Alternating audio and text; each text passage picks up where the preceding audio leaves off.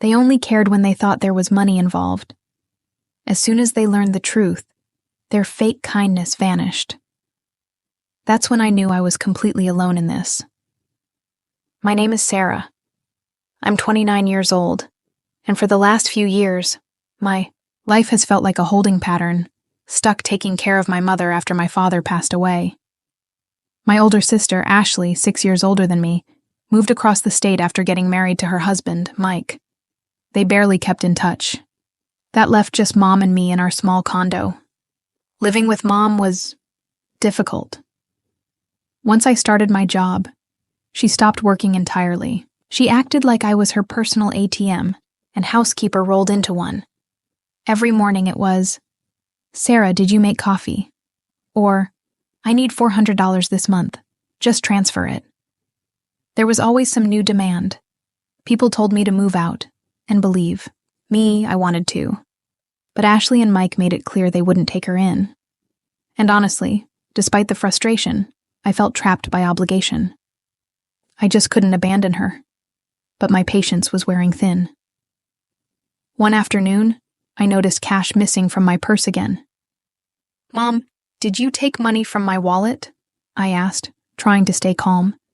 She puffed up, offended. "How dare you accuse me? I needed groceries. I just borrowed it." "Borrowed? You never pay it back. Can you at least ask?" Her face hardened. "Ask? I raised you. Everything you have, you owe to me. You're so ungrateful." I took a shaky breath. "Mom, I help you with everything, but that doesn't mean you can just take my money without asking. It's your duty now that you're earning," she snapped. "Stop complaining about a few dollars." This was every argument. My attempts to set boundaries crashed against the wall of "I raised you" and "you owe me." It always left me feeling small and defeated. I made a decent salary. I could afford to help her. But being treated like a perpetual piggy bank, constantly drained and disrespected, was slowly breaking me. Then came the day things flipped upside down. I got home from work to find Ashley and Mike sitting in my living room. I hadn't seen them in ages. Ashley smirked. "Hey, Sarah, still got that serious face, huh?" Just like old times. She loved putting me down. Marriage hadn't softened her a bit. "What are you guys doing here?" I asked, wary. "Can I visit Mom?" She shrugged casually. "This isn't Mom's place anymore," I said, crossing my arms. "This is my condo. I bought it." Mike chuckled. "Relax, Sarah. We're family." Before I could respond, Mom spoke up, her voice sickeningly sweet. "Actually, Sarah, I've been thinking. Maybe it's time you found your own place." I froze. "What?" She smiled. "Ashley and Mike are planning to start a family, and they'd like me to live with them for a while. They suggested it." My chest tightened. "So, you want me to move out so you can live with them? After everything I've done?" Mom looked away. "You're independent now. You'll be fine." That was it. I was done. I started laughing, a bitter, hollow sound. "All right," I said, grabbing my keys. "You want me out? Fine. But you should know, the mortgage, the HOA fees, all the bills. I've been covering everything. The condo is in my name. When I leave, you're on your own." Their faces went pale. "Wait, what?" Mom stammered. I shrugged. "Guess you'll need to find somewhere else to live. Maybe Ashley and Mike can take you in after all." Ashley's mouth gaped. Mike stared at the floor like it held all the answers to the universe. I walked out into the night, leaving them stunned and silent. For the first time in years, I felt a cold, hard sense of freedom. I didn't feel guilty. Not one bit. It was clear. Ashley and Mike were just as self-serving as Mom had become. I went to a diner, ate dinner alone, and planned my next steps. Strangely, after that night, Ashley and Mike started showing up at my condo constantly. They acted like they owned the place, lounging on my sofa, demanding things. "Seriously, Ashley, what's the deal? I finally confronted her. This is my place. So? What does that matter? She snapped back. I'm here for Mom. I worry about her. Worry? You haven't called her regularly in years since Dad died. None of your business, she retorted. Now I'm hungry. Make us something to eat. Mike chimed in. Yeah, Sarah. Get us some dessert. That fancy chocolate cake you like. Mom actually added, You're home from work. You're free. Go get it, lazy. It was unbelievable. Mike, who used to avoid Mom like the plague, was now her best friend. Ashley played the role of the concerned daughter. They were definitely working together, planning something. A few days later, their plan became painfully clear. Sarah, Mom announced abruptly one evening, I can't live with you anymore. I've decided to leave. What are you talking about? I asked, bewildered. Exactly what I said, she said, looking away. I can't stand living with someone so uninspired and difficult. I'm moving in with Ashley and Mike. My jaw dropped. They wanted to take her in? The ones who swore they never would. Just then, Ashley and Mike conveniently arrived. Ashley, what is going on? I demanded. You guys never wanted Mom to live with you. Ashley straightened up, a smug look on her face. It's only right the eldest daughter takes care of her mother. Unless you have a problem with that. No, that's not it, but... Then it's settled. She cut me off. Mom's moving in with us.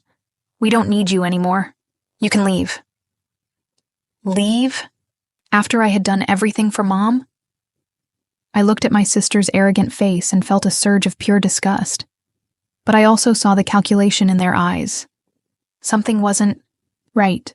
Mom might be difficult, but she was still my mother, and I didn't want problems later. I decided to try one last time. Mom, don't you see something is off here? Ashley and Mike haven't cared about you for years. She cut me off again, her voice cold. What are you rambling about? If anyone's off, it's you. People who just leech off their parents should leave. The moment those words left her mouth, any lingering affection I had for her evaporated. After all the years of support, the sacrifices, the emotional toll, she called me a leech? Fine. They thought they had won.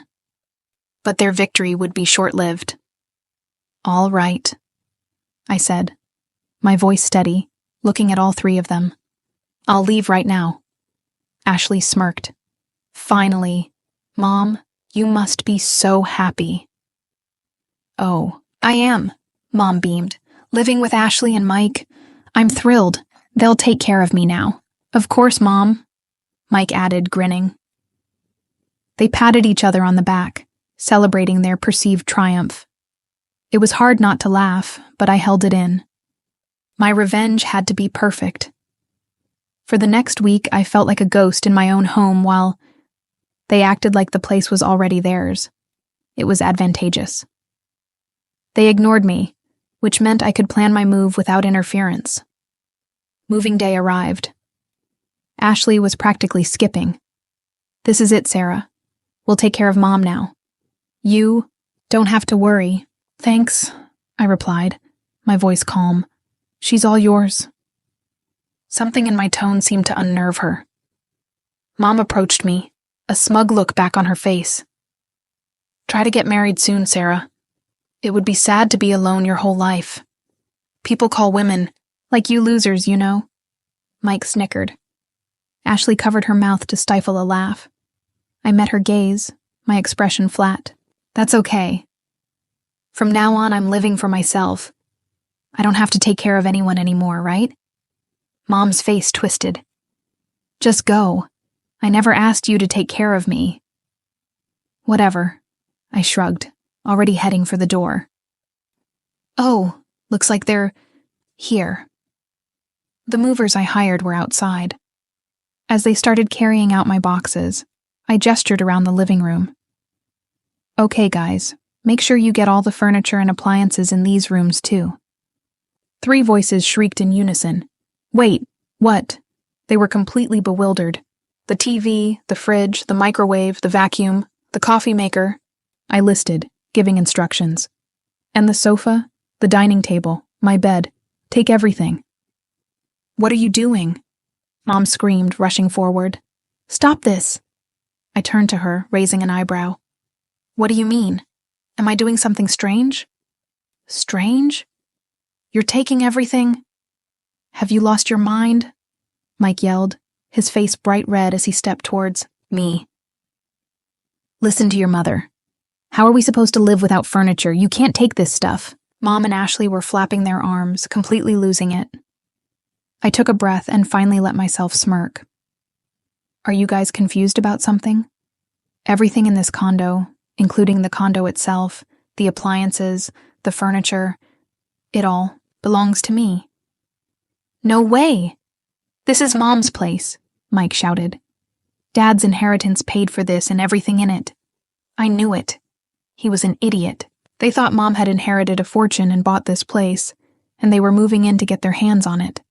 That's why they suddenly cared.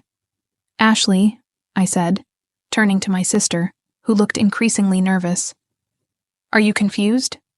I bought this condo. I've been giving Mom $2,500 a month for years. Their faces went rigid. Those losses you talked about? I continued, looking from Ashley to Mike. You just wanted to live with Mom because you thought you'd get Dad's money someday, didn't you? Mike scoffed. What are you talking about? Mom blew through Dad's inheritance years ago. Ashley's face drained of color.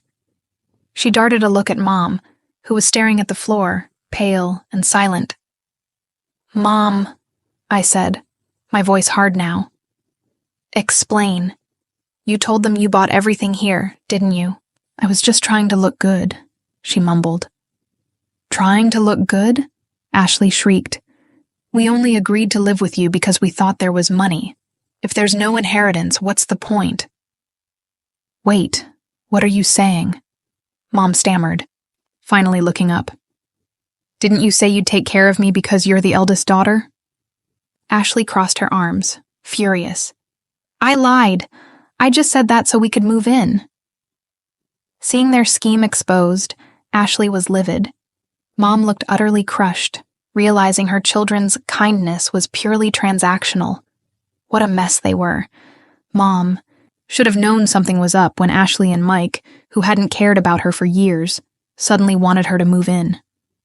And Ashley should have known Mom had no money left years ago if she'd ever bothered to pay attention. As they sat there, broken and bickering, Mike suddenly perked up. Wait, what if Sarah lived with us again? Mom and Ashley's heads snapped up, hope flashing in their eyes. Yes, Sarah, you should live with us after all, Mom pleaded.